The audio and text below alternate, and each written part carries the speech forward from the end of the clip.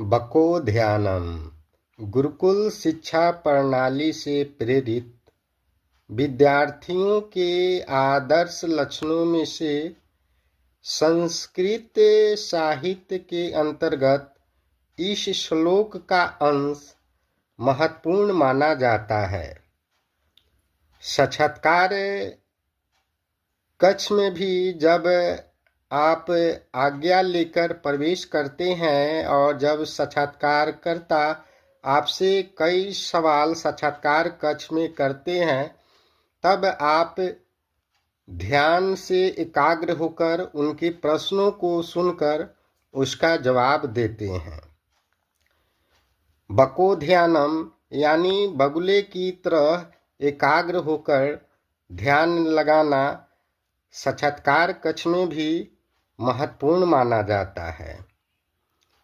कभी कभी ऐसी स्थिति साक्षात्कार कक्ष में उत्पन्न हो जाती है कि साक्षात्कारकर्ता आपसे प्रश्न करते हैं और आप उसे ध्यान से किसी कारणवश जब नहीं सुन पाते हैं, तब उस स्थिति में आपको शांत होकर विनम्रता पूर्वक शालीनता के साथ उनसे उस प्रश्न को पुनः एक बार दोहराने के लिए कहिए और उनसे यह आग्रह कीजिए कि माफ़ कीजिएगा या क्षमा कीजिएगा या इस प्रश्न को पुनः एक बार स्पष्ट करें।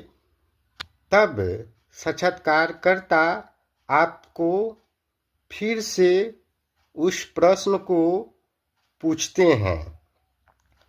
आपसे जब वे उस प्रश्न को पूछते हैं, तब वह जान जाते हैं कि आप उनके प्रश्न में रुचि ले रहे हैं और आप उसका समाधान पेशेवर तरीके से करने के लिए तत्पर हैं।